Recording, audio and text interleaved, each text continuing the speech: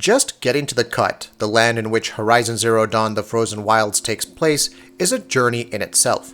You would have climbed mountains, fought off against vicious metal birds and otherworldly beasts, and would have faced death various times in the process. Upon Aloy's arrival, a story unfolds about a tribe in the north called Mediocre, who reside in the cut.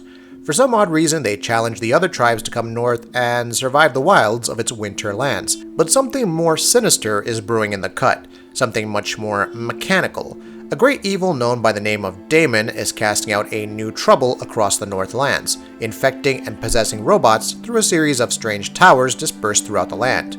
These menacing towers have the power to influence the robot beasts in different ways, making them more aggressive and more feral than ever before. They've also gained the ability to heal and repair themselves as well.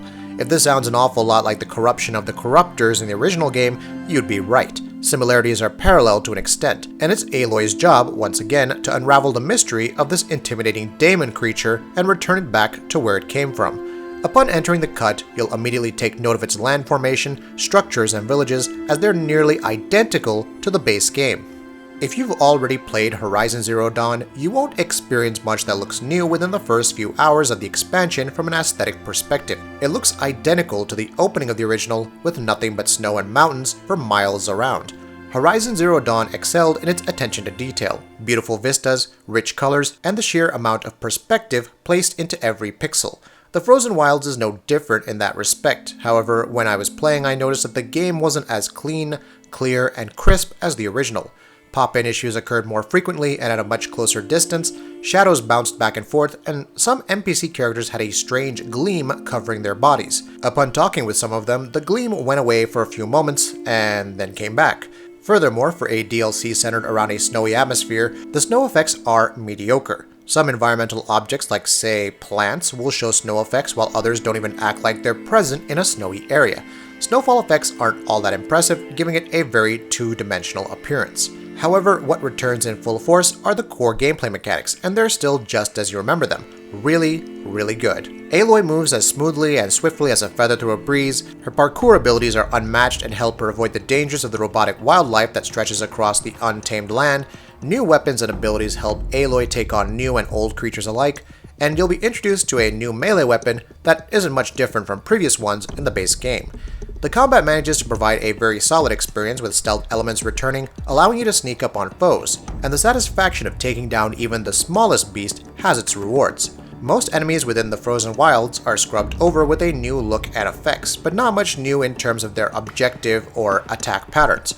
You'll face off against similar robot beasts such as Watchers, Broadheads, Stormbirds, and Snapmaws, along with new enemy types like a Scorcher and a large bear, or at least I think it's a bear. New enemies means new attacks, like one of them will spit out ice towards Aloy, causing her to freeze to death. If you thought the Thunderjaw was a truly frightening prospect in the base game, the beasts you'll meet in the Frozen Wilds sometimes go far and beyond that level of terror.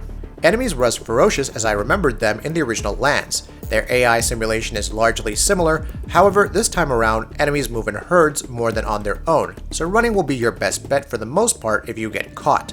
If you're courageous enough and quick on your feet, you can take on the enemies with Aloy's movesets that are just as fun as I remember them to be and easy to relearn for those who haven't played in a few months.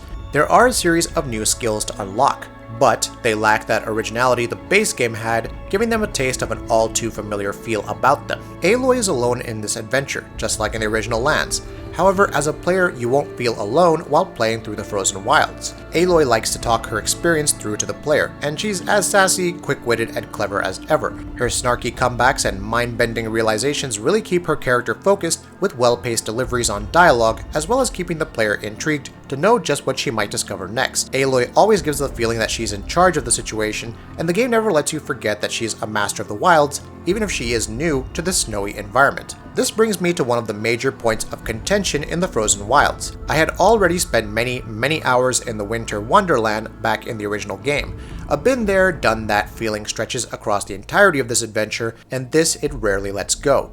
And though there are new collectibles to find, puzzles to solve, and ferocious beasts to fight against, there's still a sense of similarity with the Frozen Wilds, which makes the experience a bit less unique compared to the phenomenal original. The Frozen Wilds doesn't offer much in terms of new. You'll talk to a similar cast of side characters who always seem to have a piece of the legend you're after, but never the whole thing. But even with a similar experience, the Frozen Wilds is a must-have expansion pack for Horizon Zero Dawn players. It's filled with a ton of content and adds more to Aloy's character. In the end, if you're thirsty for more Horizon experience before the inevitable sequel, then the Frozen Wilds will quench your thirst. That'll be it for this video. If you like what we're doing, please go ahead and subscribe, and we'll see you next time.